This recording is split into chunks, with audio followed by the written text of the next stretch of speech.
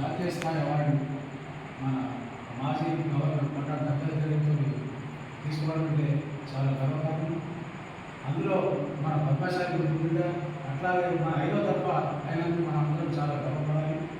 కాబట్టి ఇలాంటి కార్యక్రమాలు ఇంకా చాలా చేయాలని ప్రోత్సాహంగా ఈరోజు మేము మహిళా కలిసి కుల సభ్యులను సన్మానించుకుంటున్నాం. మీరు అవార్డు తీసుకున్నందుకు కూడా అందరూ తరఫున మేము కూడా అందరూ కలిసి ఇంకా ఇలాంటి కార్యక్రమాలు ఇంకా ఎన్నో చేస్తున్నాం.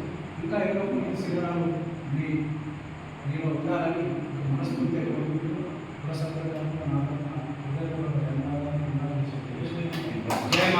జై మార్గానే జై మార్గానే. సాయంకాల సమావేశానికి వచ్చినటువంటి కుల సభ్యులందరికీ కూడా పేరు పేరున కళాభివందనాలు. ముఖ్య విషయము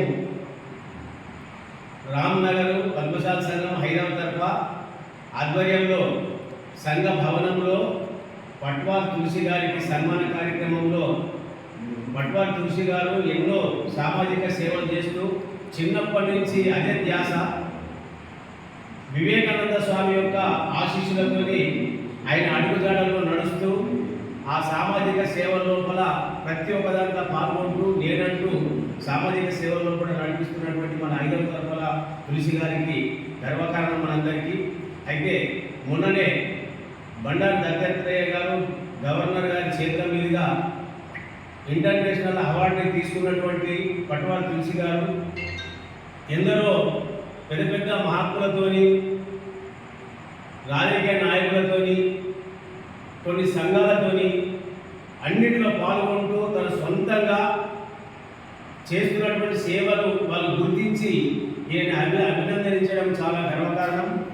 మరి ఒక విషయం ఏంటంటే తనకు తోసిన రీతి లోపల తను చేస్తున్నటువంటి తనకు వచ్చినటువంటి ఆదాయం లోపలనే తను సొంతంగానే సామాజిక సేవల్లో పాల్గొంటున్నాడు. కాబట్టి ఇతరుల ప్రమేయం లేకుండా ఎన్నో సంఘాలకు ఎన్నో గుడికి ఇవన్నిటికి కూడా సేవా భావనతో అన్నిటికీ కూడా పాల్గొంటూ కుర్చీలు ఇవ్వడము, పిల్లలకు స్కూల్లో ఏం కావాలని అవి ఇవ్వడము, ఇవన్నీ కూడా చేస్తూ వస్తున్నటువంటి ఆ పట్వాల్ తులసి గారికి అది కూడా మన 5వ తరఫలో ఉన్నటువంటి మన కుల సభ్యుడు కాబట్టి ఎంతో గర్వకారణంగా మనం భావిస్తున్నాం.